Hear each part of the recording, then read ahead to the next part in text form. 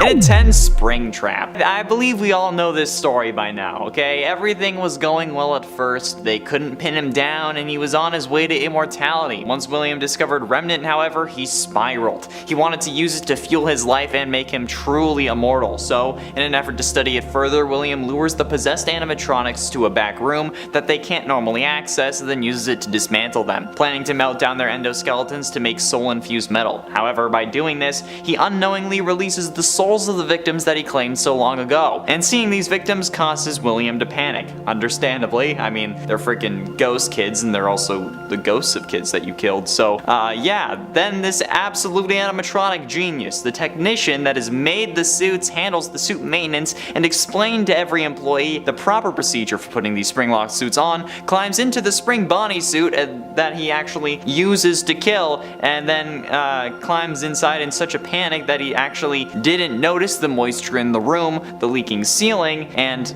you know, literally everything else, probably also his sweat, which caused the spring locks that were active in this moment, since it was in suit mode, to fail. And I feel like that moment is one of the most confusing mysteries. Why did he do that? He knows better. If he can avoid the cops for that long, why did he think that this was all just gonna be fine? Dude. In the 9, Cassidy. Cassidy is the most mysterious victim in the missing children's incident. Okay, her name was hidden for years, only being revealed in the survival logbook, and then confirmed in the FNAF movie script Scott talked about in a post on Reddit. That script though was ultimately scrapped. And honestly, we don't really know much about her. We don't know how she died, and there are plenty of theories that claim to have evidence of her being a spring-lock victim. Maybe William knew that would be an easier way than just, I don't know, a knife. I mean, after all, she does possess Golden Freddy, and some figure that he could be a spring-lock suit that had the guts removed, hence the slumped-over nature in his FNAF 1 and 2 forms. However, if this was the case, and Cassidy's body was in that suit, wouldn't they have found it when they were gutting the animatronic? But maybe, then again, William was the one who gutted it, considering how he was the suit technician. For a suit technician, though,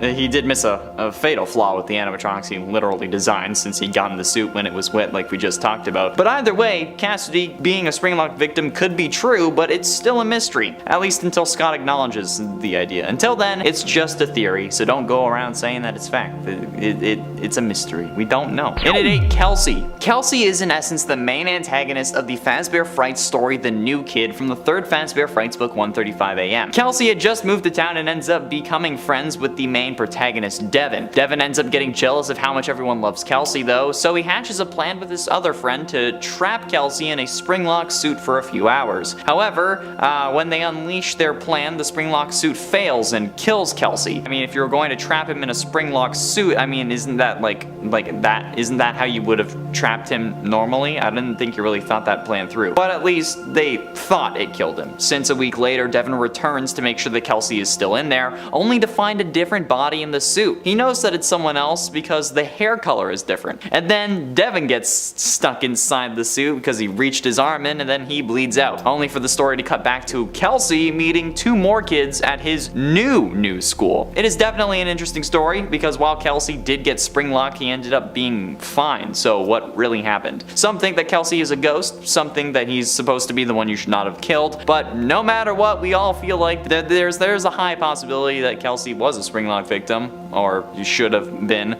but we don't know how, and we don't know when, but I mean, it's still a definite possibility, which makes it a mystery. Not really an impactful one though, so in at 8 it goes. In at 7, Henry Emily. Now this is certainly an interesting case, because seemingly Henry has died multiple ways across FNAF canons, with his first apparent death being in FNAF World at the hands of Baby. His death in the novels seems to have happened before the Silver Eye starts, and then he dies in FNAF 6 along with everything else. But could one of these deaths involve a spring-lock failure or something having to do with spring locks? I mean, maybe Afton offed Henry in one of these realities, finally actually, you know, took care of his worst enemy, or maybe Baby has some spring-lock mechanisms that's inside of her that she used to kill Henry. I mean, hell, maybe Henry just climbed into the wrong suit at the wrong time, or maybe the right suit at at the right time for him. It's a question that we don't really pay attention to because, I mean, Henry's death doesn't mean much to the story, unfortunately. I mean, it's true, it doesn't. Henry dying doesn't really mean much overall for the FNAF lore, okay? We didn't even know that he was alive until FNAF 6, for God's sakes. So maybe for irony's sake, Scott had him bite the dust in a quicker way rather than just burning him alive. And at 6, Phone Guy. Phone Guy's death is one of the most mysterious deaths of all time, okay? We hear him die in FNAF 1 on night 4 with the sounds of multiple animatronics banging at his doors, but we never really get an explanation as to what happens to him. We know that he dies, but other than that, it's all speculation. One of the theories is that the animatronics got him and shoved him into a suit, resulting in a painful death, especially since at this point the spring-lock suits were either still in operation or hadn't been totally removed. The actual timeline of events for the spring-lock suits is a little messy since we don't really have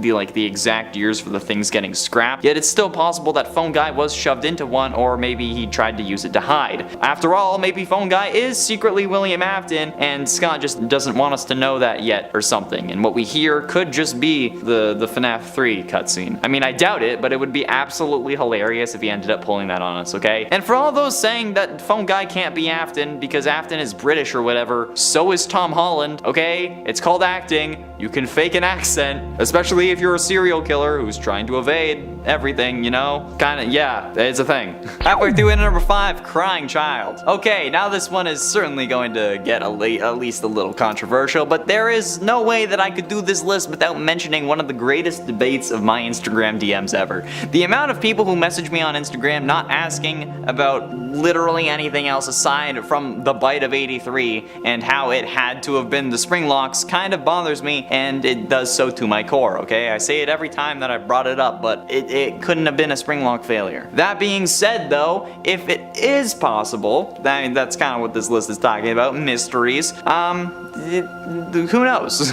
The reason I don't think it was a spring lock failure is because the Fredbear suit was already in animatronic mode, meaning that no spring locks would have had the chance to fail, since keeping in mind a spring lock failure refers to the spring lock mechanisms used to move the robotic parts failing, meaning that all the actual endoskeleton bits snap back into where they should have been, and that's why if someone's inside, that's a bad thing, you know, because you don't want to really be sharing your bone bits with metal bits. And there also would have been no spring lock mechanisms inside the mouth because there's no robotic bits between the jaws. But again, that's the whole thing. The jaw just moves up and down.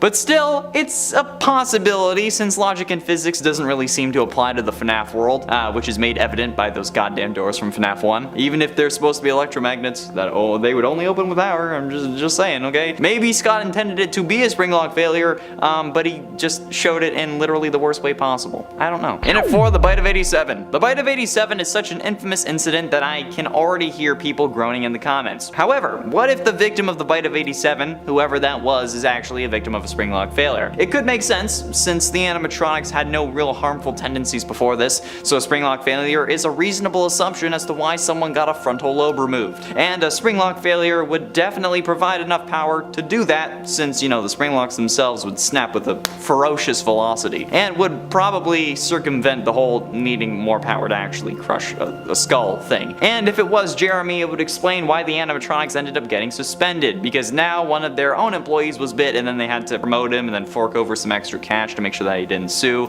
So yeah, was the bite of 87 a spring lock failure? Maybe. And was it the moment that caused the spring lock suits to be retired? I don't know. Okay, it also could have been the FNAF 4 bite. But considering the FNAF 3 phone calls, it actually seems to be this bite though, since in FNAF 2 we hear about someone using one of the yellow suits and not mentioning the spring locks until FNAF 3, meaning that they were probably still in use normally come 1985, and Crying Child died in 1983, so it was probably the bite of 87 that got them suspended, so there you go. Getting close to the end in number 3, Golden Fredbear. One theory I've seen plenty of times, and I'm pretty sure was mostly the start of FNAF 4 theory, was that Golden Freddy and Fredbear are the same animatronic, suggesting that the reason Golden Freddy is all limp in the original FNAF and FNAF 2 is because his endoskeleton was removed after Crying Child's bite in 1983, and that's why the suit has to teleport around and cause hallucinations hallucinations because it can't actually move. This would also probably mean that Crying Child was the one in the Golden Freddy suit. However, we know that this isn't true based on the characters being separate in Ultimate Custom Night and not just coloring and size, since Golden Freddy is much smaller than Fredbear would have been,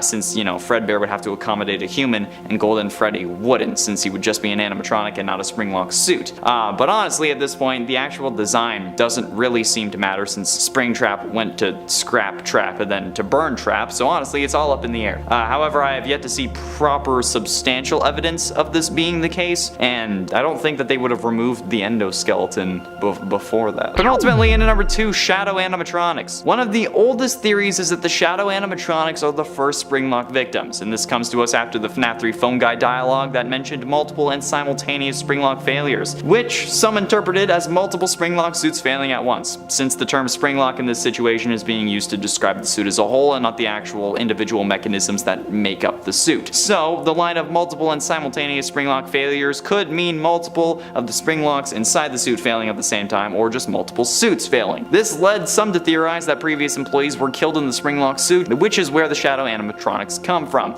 This is supported by the fact that these are both shadows of Freddy and Vanny, the two animatronics that have Springlock versions. I mean, there are some holes in this theory, because, you know, one of them looks like Toy Bonnie, and Toy Bonnie's not a Springlock suit, but there is potential that this is the case, because again, designs, consistency doesn't really seem to matter anymore. And finally, in at number 1, Double Trouble. Could William have suffered a Springlock failure before getting trapped in the Springlock Bonnie suit that we see in FNAF 3? It is possible, okay, and it certainly appears like this could be the case in the FNAF novels. Well, it is the case in the FNAF novels, but because of that, it could be the case in the games. Since William in the books is described to have scars that are consistent with a Springlock failure before actually becoming Springtrap in the books. So, could it have happened in the games? Could William have been the reason that the Springlock suits were actually retired? Since we do hear of the unfortunate incident at a sister location, so is that unfortunate incident instead William? There are plenty of people that it could be, but William having to deal with it would certainly get them put out of commission, because, you know, he's kind of up there, and I mean, he doesn't really seem to care about anyone else, so if they failed on them, why would he retire them? But with William continuing to use the suit and putting it on after, you know, when like the room was wet in FNAF 3, this could be unlikely unless he just doesn't have the capacity for trauma, but it's still possible either way, okay? So since this list is about mysteries, I feel like this deserves to be on it. And you know what? Be the capstone. And a 10 phone guy. While we do hear Golden Freddy's jump scare at the end of the phone recording on night 4 of FNAF 1, we also hear Freddy's music playing, the March of the Toreador that's slowed down, implying that phone guy actually ended up running out of power. It is possible that all the animatronics were present at the time of phone guy's death, and that Freddy therefore also took part in the ending of the phone guy, but otherwise I would suggest that Golden Freddy at least didn't work alone, as Freddy was at least there too, okay? So I mean, it would make sense two Freddys might team up to take down phone guy together, maybe sharing their victory over him because they're kind of brothers in a weird sense. But this is also supported by the stuttering and murmuring we hear on the night 5 phone call, because that sounds an awful lot like auditory hallucinations that Golden Freddy causes us to experience throughout these nights. Come on, if anyone's going to kill the phone guy, it's probably going to be Golden Freddy. And at 9, it's me. There are only 2 people who are really able to see this Easter egg to my knowledge, and it involves getting the Curse of Dreadbear DLC and completing a game and then being taken to the victory screen. There you'll find 3 posters reminiscent of ones from the alleyway and pizzeria simulator. However, this is where the ability to unlock this Easter egg is actually determined, okay? To be able to do this,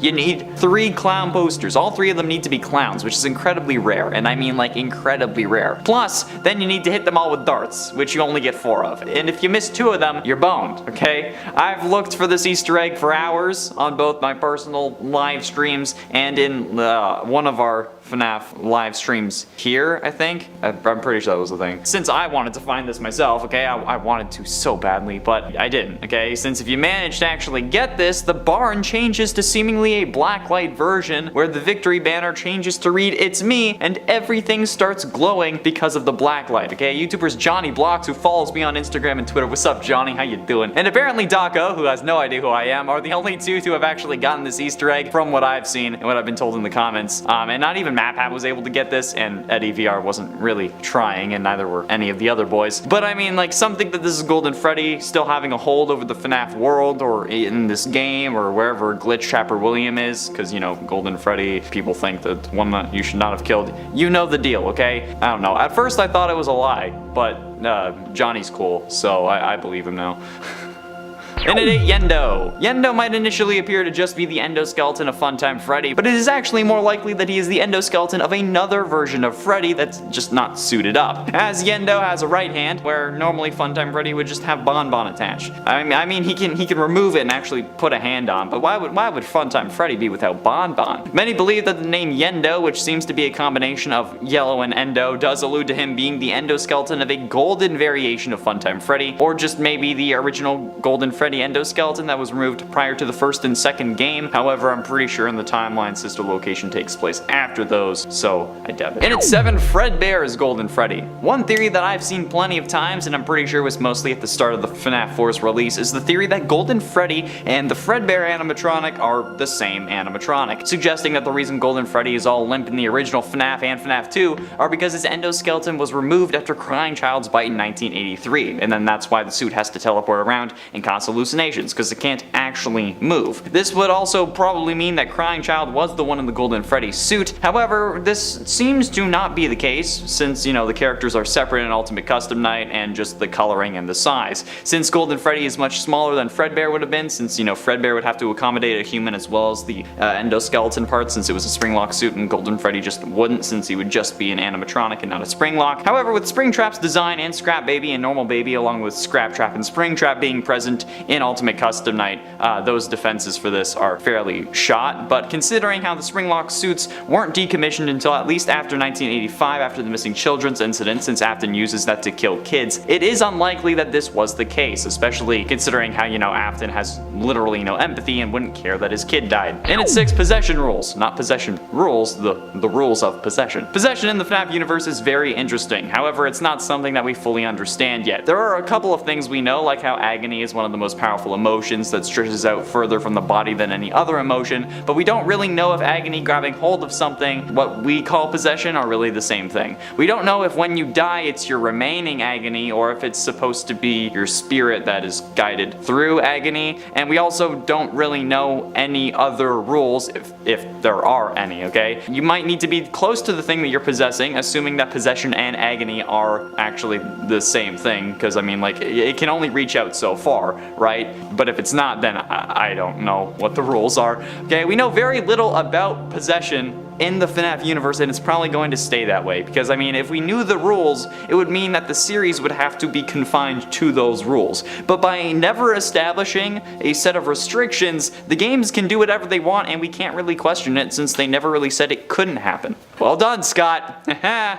Thanks! I'm not mad. Halfway through, and at number 5, the Logbook. Some believe that there are 2 spirits possessing the security survival logbook actual book that we can actually buy. One of them being Golden Freddy and the other one being Crying Child. But I believe that these altered texts aren't actually another spirit, since it wouldn't really make much sense for 2 spirits to communicate in different ways, but then also be a part of the same suit and then the same book, because, like, what? I mean, one uses faded text and the other one alters what is already in the book, which seems to be, like, way more difficult than just making faded text. I mean, I don't know. Maybe they're hallucinations that we're seeing from Mike's perspective and reading the book, but most believe that the other spirit is Golden Freddy, and then there's Cassidy and Crying Child in the book. I mean, like, why? Because they also believe they share the same animatronic, which also doesn't make sense. More on that later, though. In it for Crying Child. Some people believe that the one possessing the Golden Freddy animatronic is Crying Child. This is mostly based on the It's Me hallucinations from FNAF 1 and the reveal that his older brother has been our player character over the first 6 games of the series, excluding FNAF 4. So, why would people believe this? Well, because it would explain the line of It's Me. I literally just explained it. Why are you asking me that question? Since if we do play as Michael Afton in the first game, It's Me could just end up being Crying Child trying to communicate to his older brother who he is. It could also explain the constant use of the phrase It's Me in the security logbook,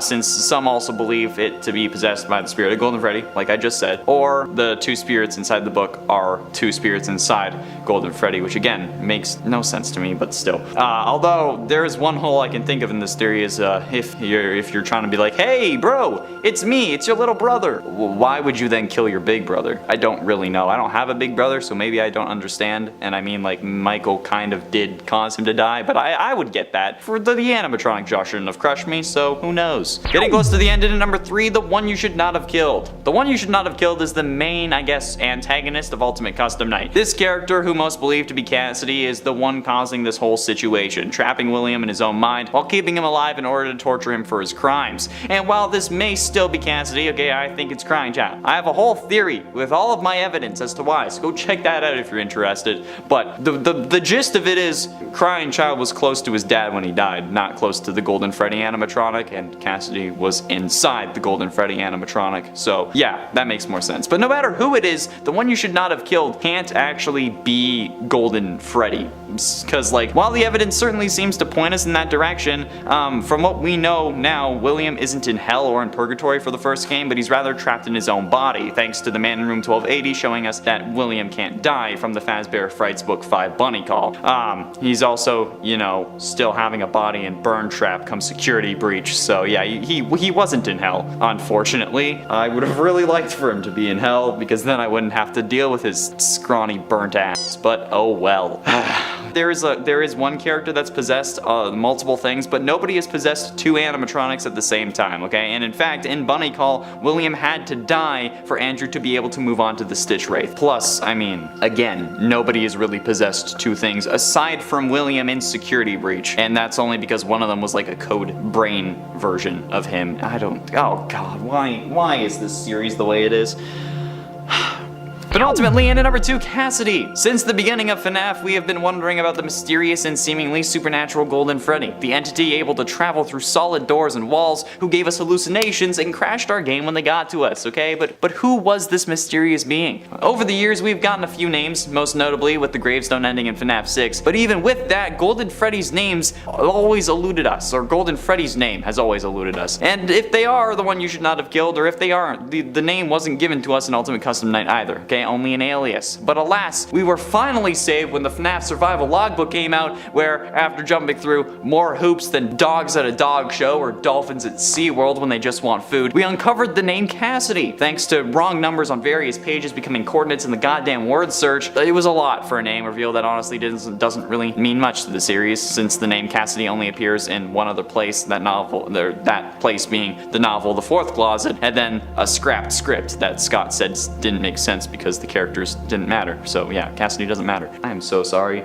Blame Amanda. And finally, in at number 1, the 2-eye theory. The 2-eye theory states that in the FNAF 3 bad ending, there are 2 eyes lit up in the head in the back, which we assume is Golden Freddy, to show that there are 2 souls inside the animatronic. This isn't true, and I'm gonna tell you why, okay? Otherwise this would be a pretty short number. Firstly, it would be more difficult to tell that it was an animatronic head if only 1 eye was lit up, since, you know, all we see of this animatronic are the eyes, and it's just a reflection of the first light, since it's so dark back there, okay? Notice how Freddy also has light coming out of his other eye. Secondly, Crying Child hadn't been introduced into the series yet, not coming until the next game. That wasn't even supposed to happen until the community was disappointed with Springtrap's jump scare. And you know, this was supposed to be like the end of the series. This was supposed to put the series to bed. That's why we released the souls in the Happiest Day minigame. So, notice that only 1 person also wears the Golden Freddy mask in that minigame. And according to the official Freddy Files Updated Edition book, quote, "You'll see an image of broken animatronic heads, each with a lit eye," meaning that Golden Freddy in the back only has 1 eye lit. Alright? It's just how light works. That's how it goes. That are the fundamentals of light. It goes in every direction. That's why we see the other eye. And considering how that's the official guidebook to the series, basically the Bible of FNAF, we kinda gotta, you know, take it as law. And in 10, FNAF 3 ending. Which FNAF 3 ending is canon still isn't actually solidified. Most people assume it to be the good ending, since it takes more work and we set the souls of the original 5 missing children free, but in reality, we don't know which ending really happened in the main timeline. When asked about it in an interview with Daco, Scott Compton said that he wasn't going to answer it, since he knows how the community gets with things, and cited the argument over Mangle's gender as a reason why he wouldn't answer. But in my mind, that would just be more of a reason to answer it, so that we would stop fighting over which ending is correct, because then we would have a definitive answer. If you didn't give us a infinitive gender from angle, did you? I don't know. But that's a theory for another day. There was also the common two eyes theory that aimed to explain that there were two souls inside of Golden Freddy, since Golden Freddy had two eyes lit in the bad ending of FNAF 3. However, this is also not true, since the character of Crying Child wasn't even introduced yet, and this was planned to be the final game of the series. So why would an animatronic suddenly have two souls inside of it in the last game? And the light in the other eye is just because it's bouncing off the inside of the helmet. That's how light works. Other animatronics in that scene also have some light in their other eyes. So basically everything about FNAF 3's ending is still a mystery. And at 9, Vanny's fate. Vanny's fate from one of the most recent endings is also a mystery when you look at it. In the canon ending to Security Breach, the one where we fight against William Afton in the form of Burntrap, in that ending we actually don't see what happens to Vanny. While yes, Burntrap might have been dealt with, we don't know if that releases Vanny or if she's still under his control. Plus, we don't know what she's doing while all of this was going down. When there's a canon ending, you expect the main antagonist of the game to be there. So when Freddy and Gregory are sitting on that hill chilling, what comes next for the series? This is a question that I genuinely don't have an answer to, and honestly that I couldn't have an answer to. There are so many possibilities now that it's practically impossible for me to guess, and actually I'm pretty sure that's the point. But what do you think? Do you think Vanny survived, or was she caught in the collapse of Roxy's Raceway among with potentially the rest of the Pizzaplex? Be sure you let me know your thought process and theories in the comments below or on my Instagram, okay? Because I'm genuinely curious. And at 8, possession rules. Possession in the FNAF universe is very interesting. However, it's not something that we fully understand yet. There are a couple things we know, like how agony is one of the most powerful emotions that stretches out further from the body than any other emotion, but we don't really know if agony, grabbing hold of something, and what we call possession are the same thing. We don't know if when you die, if it's your remaining agony, or if it's supposed to be your spirit grabbing on. We also don't really know any other rules, if there are any. We don't know if you need to be close to the thing that you're possessing, assuming that possession and agony are different, since if agony is what we are calling possession, then we would need to be around the thing that we're possessing. It reaches out further from the body than any other emotion, but it doesn't reach out like 5 miles, okay? And we know very little about the rules of possession just in general in the series. And you know what? That's probably going to stay that way. I mean, like, if we knew the rules, it would mean that the series would also be confined to those rules. But by never establishing them to begin with, the games can do whatever they want, and then we can't really question it since they never said that it couldn't happen.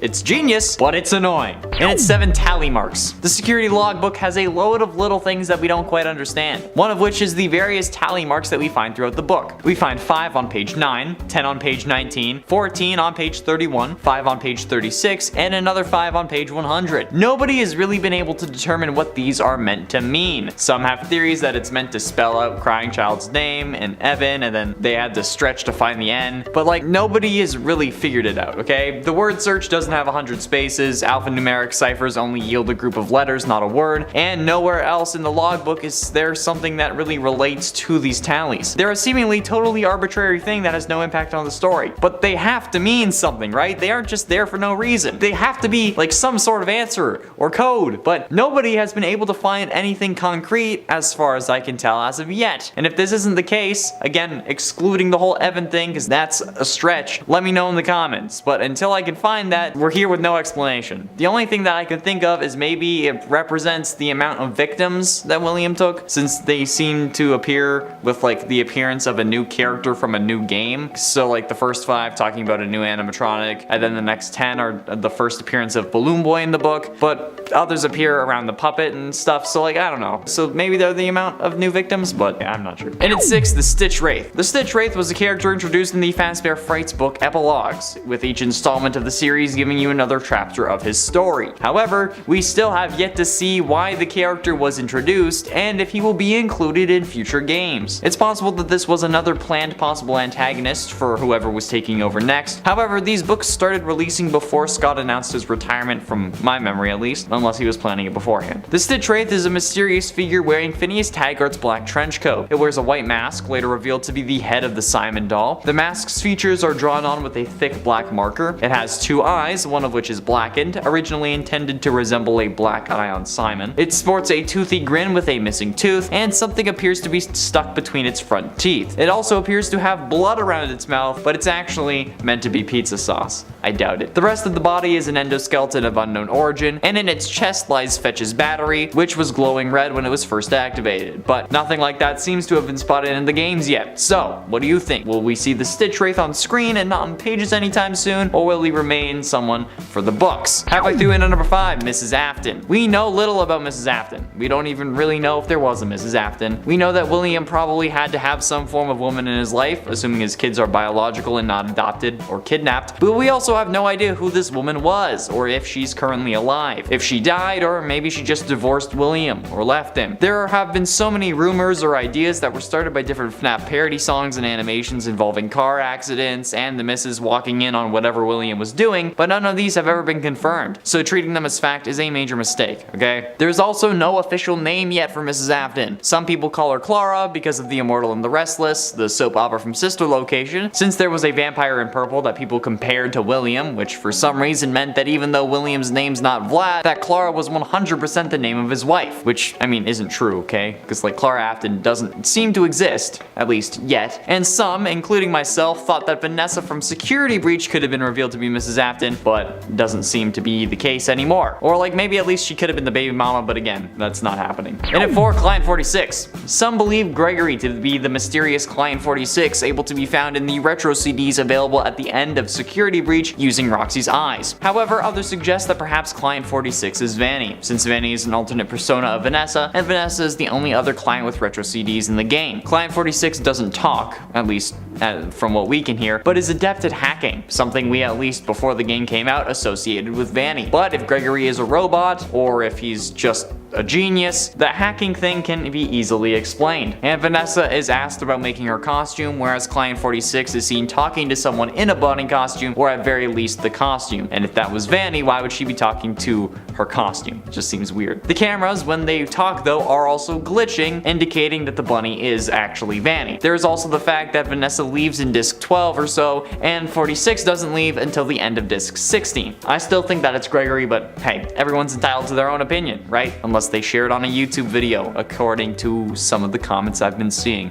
But again, it's a mystery that we don't have an answer for. Getting close to the end, into number 3, the bite of 87. I'm gonna be straight with you. We still don't know who caused the bite of 87, or in reality, who the bite of 87 was on. We have theories. Like, we have a theory that Mangle, Freddy, or Chica bit Jeremy, but theories do not equal fact. This incident has been on our minds since the first game, and we haven't been able to come up with a definitive confirmed answer. If you ask me, that's almost certainly a mystery. It's been 8 years and we still haven't gotten a direct answer. And if anything, we've gotten conflicting answers. We thought it was Mangle because she goes for the top of the head, but then the handprint on Freddy's face seems to indicate that it was him, and then Ultimate Custom Night caused Toy Chica to say, "Where's my beak?" lodged in your forehead, of course, which makes it seem like it was her. We have no real answer despite what you're going to tell me in the comments. That's right, I know that you're all angrily commenting about how it's confirmed canon, but it's not. It's really not. Unless Scott clearly says Mangle caused the bite and the bite was Jeremy, all we have is theories, which means that this is still an unsolved mystery. And ultimately, into number 2, Afton's fate. The true ending of Security Breach is seemingly one of the scariest parts of the game for me, because it contains a load of things that scare me when it comes to the series' lore. One of them being plenty of unanswered questions and unsolved mysteries along with vague endings. After making your way into Burntrap's area, Freddy will be taken over by Afton's newest form. But then it's up to Gregory to defeat him by using 3 monitors and buttons to burn him, one of the lamest boss battles in history. Players will also need to avoid the animatronic enemies that come for Gregory that aren't Burntrap, and then you'll have to use the doors to temporarily lock them out, or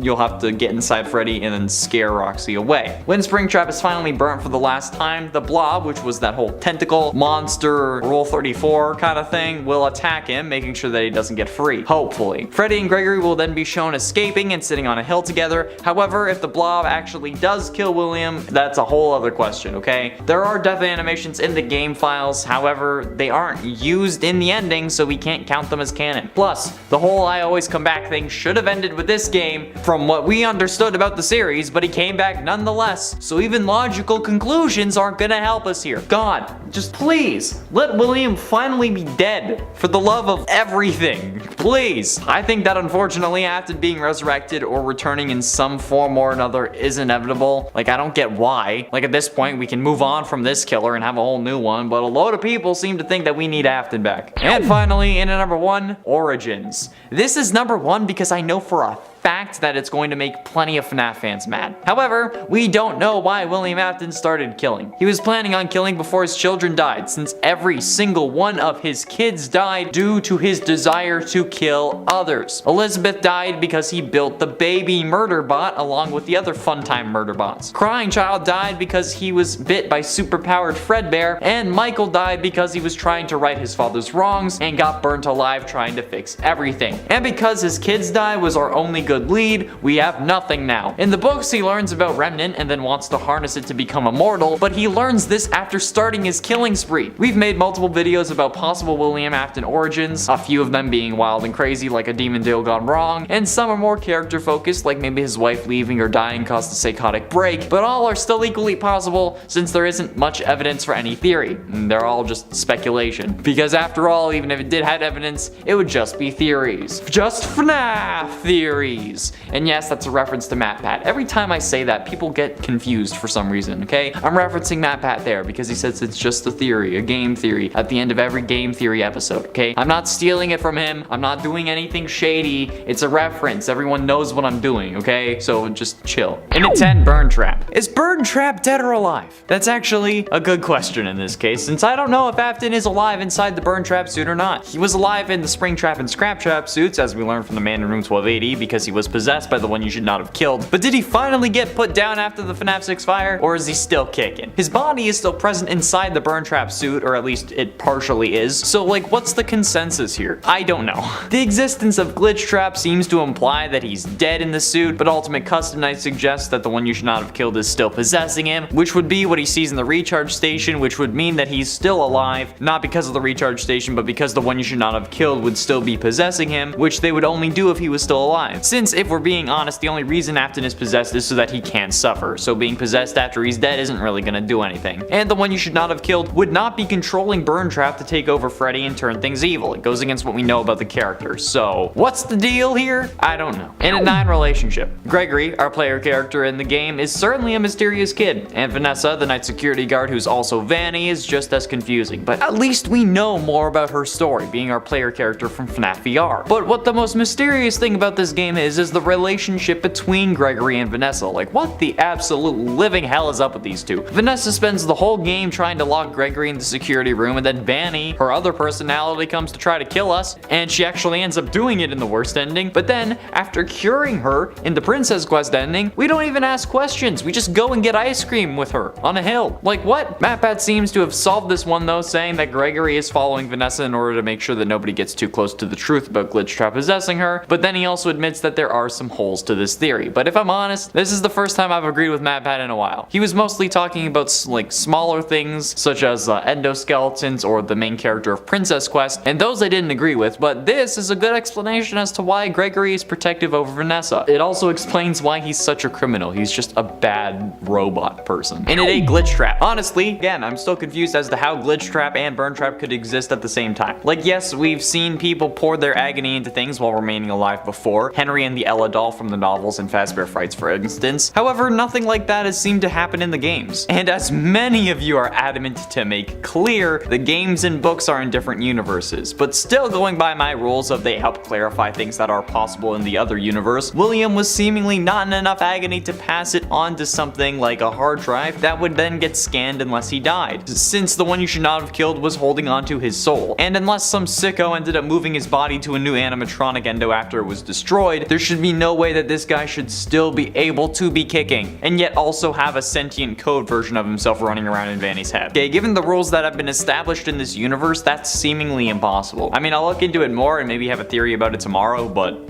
I don't know. And at 7, Arcade Conspiracy. The Arcade Conspiracy gets its name from one of the duffel bags that you can find where we learn that something else seems to be going on in the Pizzaplex. Of course, because you know, it can't just be one story. Quote from the Arcade Conspiracy note. Exit interview. They are working together, the arcades. They are hiding something. The glitches. Glitch them all at the same time. Then the princess will recognize me. She's testing me. I am not yet worthy. The others are protecting it. Let me stay. I am so close. Just one more night, please. I can save the princess. Frights. Now it's clear that this seems to be referring to the Princess Quest games, however it doesn't seem like we have to glitch those in order to win them. We just need to beat them in order from 1 to 3 and then boom, we save Vanny. So what could this actually mean? Well, there are 3 other arcade machines that seem to be having mysterious glitches as well. The Balloon Boy World game that you can find in the theater, the Chica's Feeding Frenzy which won't turn off even when unplugged that you're supposed to be able to find in the bakery, and the Monty Golf A Arcade that according to its duffel bag shouldn't be in the mini golf area but is. However, while you can play both Balloon Boy World and the Monty's Golf game, which I got a 14 as my lowest or technically highest score when the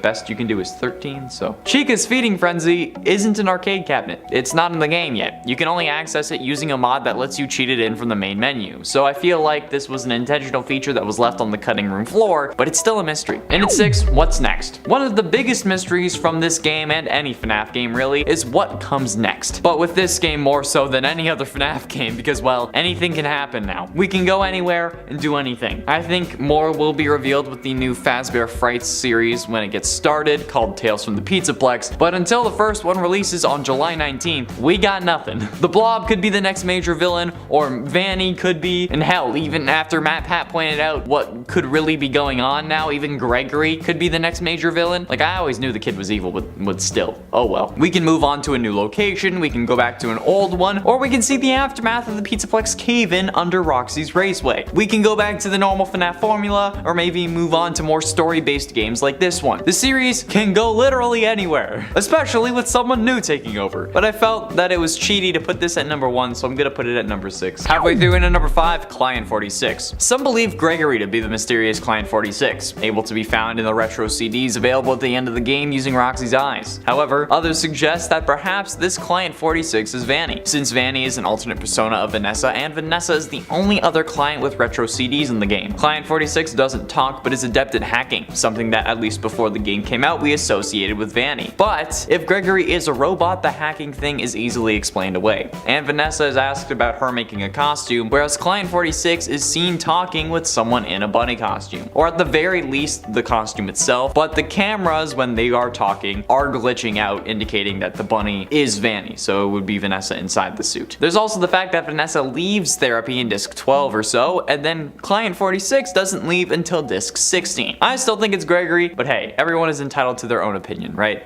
Unless they share it in a YouTube video apparently, according to the comments. And at 4, Vanessa. Now we know that Vanessa is working the security guard job because William needed her at the Pizzaplex in a position of power. But she doesn't seem to know about this, and who is this higher up that needed her at the job so badly? Well, considering that Gregory is an excellent hacker and seemingly a robot as well, MatPat is under the impression that it was him who recommended her. But then again, how did she get the job when so many people didn't want her to have it? The hiring manager for the Pizzaplex commented on her lack of experience and how she didn't seem like she was up for the job, but then she gets it anyway? Like, does that mean that this employee was killed, or did someone just pull rank? And if they did pull rank, does that mean that it was actually someone at the company who's still working for Afton, or is Gregory just really this manipulative? Because like, at that point, yeah, I feel like if you're pulling rank, you have to be present, you know? You can't pull rank over an email. That doesn't seem like it would work. I mean, like, Gregory is certainly willing to kill without a moment's hesitation, like we see in the Phaser Blast ending, but like, does that mean that he's done it before, or was he just desperate? He might be the one killing the therapists too. Getting close to the end, into number 3, Crying Child. Now the possibility of Gregory being a robot is high. There is a good chance that he's not just a mere mortal. However, there is also the possibility that Gregory is not only a robot, but a robot crying child, rebuilt by his father in an effort to correct his mistake, since he is the one who superpowered the jaw that killed his son. There are multiple similarities between the two characters as well, like the design choice of a 2-striped shirt with shorts, as well as the constant whining from Gregory, which could be a reference to the crying child, who's crying so much that it's literally his nickname. There's also the whole crying child and Big Brother Michael dynamic that we have between Gregory and Glamrock Freddy, not to mention the best ending screen where Gregory and Vanessa are eating ice cream, and Gregory has a Fredbear popsicle literally with a bite taken out of the head. I mean, like, that's as direct as this game gets, right? Aside from when Glamrock Freddy said Vanny's name is a combination of Vanessa and Bunny. That was also very direct. Thank you for that, Scott. Penultimately, in at number 2, Bonnie. At this point, it's pretty well known and thoroughly believed that Bonnie's disappearance from the Pizzaplex is Monty's fault, considering how his last known location was at Monty's golf. However, while we're pretty sure it's him, all the evidence is really circumstantial. And with a series like FNAF, we can never really be sure of anything, lest we get surprised by a post-it note we missed that actually references the fact that Roxy and Bonnie were dating and Roxy got jealous. Something like that is honestly not unexpected. I firmly believe that there are at least a few curveballs that we have yet to find because they weren't added in the initial release or they're planned to be released with the DLC. But currently, the mystery of Bonnie's disappearance is set on Monty being the one who dismantled him, possibly so that Afton could be transferred into his endoskeleton, but I'm still unsure about that theory, but like I said, the next theory should be about that.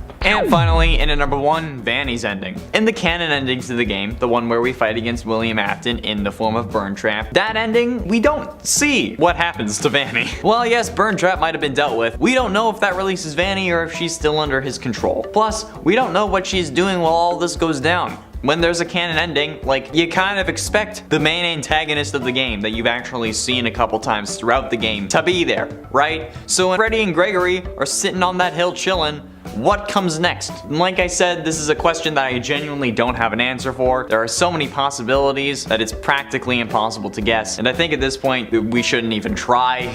Because whatever we guess, Scott or whoever comes next is just gonna be like, see that? Let's not do that and let's do something completely different. We don't know what happened to Vanny. If we all guess that she's alive, she's gonna end up dead. If we all guess that she's dead, she's gonna end up alive. There's no winning here because Scott is the ultimate internet troll, and even if he doesn't know who I am, he's still trolling me. And at 10 tally marks. The security logbook has had a load of little things that we don't quite understand. One of which is the various tally marks we can find throughout the book.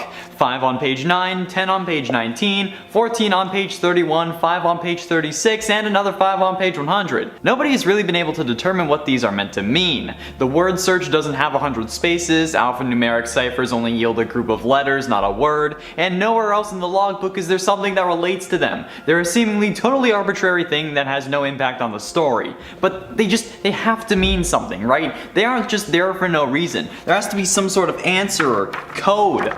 But nobody has been able to find anything concrete yet as far as I could tell. If this isn't the case, please let me know in the comments, because like, I can't find that. No, okay? There is just no explanation. The only thing I can think of is that maybe it represents the amount of victims William took, since they seem to appear with the appearance of a character from a new game. The first 5 are when we're talking about a new animatronic. The next 10 are at the first appearance of Balloon Boy. Others appear around the puppet next. Or maybe they're just the amount of new victims. And at 9, what do you remember?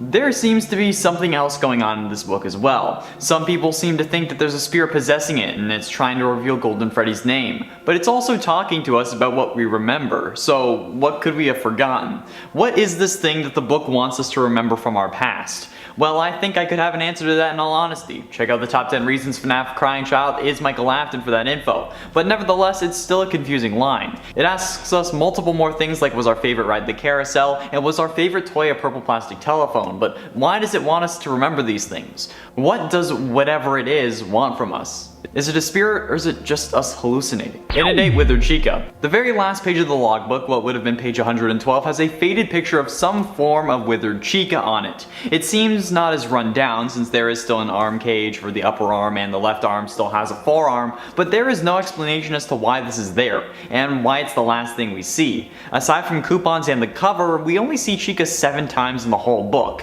whereas someone like Foxy or Freddy we see many more times. So why does this image have to be the capstone of the book? Why is it so important that this is the last thing we see? As per usual with this series, it's unclear. I put the image into Photoshop to see if there was anything I could find that was going to help, like hidden messages, maybe some sort of review like Scott had hidden within other game trailers and stuff. But no, I just got a slightly clearer picture of the Withered Chica. Didn't really help. And it's 7 inconsistencies. This book blew some things we thought we knew up, and confirmed some other things. But what the book is really good at doing is blowing up the things we thought we knew, but then blowing up the things we thought we knew again because of the book. For example, the identity of Michael Afton. Thanks to the book, we thought it was the crying child, but then thanks to the book again, we thought it was the older brother because he chews a lot of gum. I still think that it's both, therefore it's not an inconsistency to me, but for everyone who doesn't believe me, it's confusing. Plus, there's a matter of changing text. Why are some phrases switched with others for some random reason? Are they hallucinations or is it a spirit? How are we supposed to know? We don't, and that's the issue. And at 6, what are we missing? The logbook that I'm probably going to end up calling the lore book at some point accidentally in this video has a load of things hidden in so many places. But that to me makes me think that there has to be something that we've missed. With the amount of bullshit we've been seeing with this book, there has to be something we've glossed over or ignored for the sake of the bigger picture that totally fixes our understanding of this book. I've looked at this thing upside down, backwards, sideways, and nothing caught my eye. I went over every inch of this thing with a black light. I literally purchased a FNAF book for the sole purpose of trying to figure out what was going on with it. And nothing. To be fair, I got it after Cassidy's name had already been revealed, but there is so much here that we just don't know or understand. There has to be something we're missing, there has to be, but we don't know what we don't know. Halfway through number 5, blood. One of the gimmicks of this book is that it's a survival book. Michael writes in it so we can survive working at Freddy's. However, this thing is covered in blood and everyone just ignores that. Us as the reader / new recipient ignore it. The company ignored it when they gave it to us, putting a simple sticky note on it saying, oh no, someone's already written in this, instead of giving us a fresh one. Like what the hell? It's not our blood, it's not Michael's because he dies in FNAF 6, which also places this book in the timeline somewhere between FNAF 5 and 6, so between Sister Location and Pizzeria Simulator, since he references things like casual bongos and exotic butters, but not Helpy or any newer animatronics. And since this book came out nearly a year after FNAF 6, it's good to know the timing, but that still doesn't explain why the damn book has more blood than Lil Nas X's freaking dope ass shoes. And at 4, dreams. Dream a better dream. There is a whole page dedicated to asking us about our dreams, with faded text that asks us if we have dreams. And then Mike proceeds to draw none other than Nightmare. Literally how? It's impossible if he was actually the older brother for him to know what Fredbear looks like, since Crying Child saw it as a hallucination in the hospital and then died before possibly being able to tell anyone. Like, how is this still a thing? Why is this still a thing? This is the one detail that makes me sure of my Crying Child is Michael Afton theory. Michael must be a robot version of the Crying Child or of Crying Child somewhere inside of it, because this wouldn't make sense otherwise. How can you explain Mike knowing what Nightmare looks like but also him being the older brother? You can't. It's actually impossible unless he's a robot. That's why I'm sure. Getting close to the end in number 3, my name. The book started as being the reveal for the name of Golden Freddy, Cassidy. Some believe that Cassidy was the one giving us faded text, but if she was possessing Golden Freddy, then how could she possess the book too? The other thing that the book keeps saying though is, what is your name, not just mine? Even if it was Cassidy, them asking for our name makes me think that we don't know our true name either. Take the crossword, the one that revealed Cassidy's name. Along the bottom row we see the phrase, what is your name? Not my name like we've seen on the gravestone and in other places, but your name, as in ours, the reader / Michael. That same crossword asks us, who are you? Not who am I, who are you? Us again as Michael. The page after shows us a mirror and asks what we see, again asking about us. And referencing the start of the book that says to take a minute for self-reflection, and the mirror scene from Sister Location when Michael has purple eyes. And on page 79 the phrase my name appears, but it has very red print instead of being faded like it was previously, making me think that it could have been Mike that wrote that in the first place. And at number 2, spirits? One of the bigger theories going around is that the survival logbook is possessed by 2 spirits, one that writes in faded text and the other that changes things that appear on the pages. I don't think that this theory is true, but after Matt had talked about it, it blew up and a load of people take it as fact. And that's one of the issues I have, you don't take theories as fact. This idea came about after someone noticed that on nights 4 and 5 reviews, some text is altered to say things like, it was for me, I'm scared and I can't see, instead of the typical, existential dread meter. This theory is a good one. It provides answers and it seems to point to Crying Child being the other spirit. And this could explain why the other parts of the book are messed up, like the page numbers, but other than that, it wouldn't really make sense, unless this book is literally an allegory for Golden Freddy. Finally, and at number 1, the party was for who? The issue I have with the 2 spirits theory, however, is that even after the Crying Child responds to Cassidy saying the party was for you, by saying the party was for me, Cassidy still says it again. Why would Cassidy say the party was for you after the crying child had already acknowledged that it was? It's almost like it wasn't meant for him to see. Coincidence? I think not. That's right, I said it again because I can. The party was for us. We are Michael, Michael is crying child, and I don't know why I'm yelling.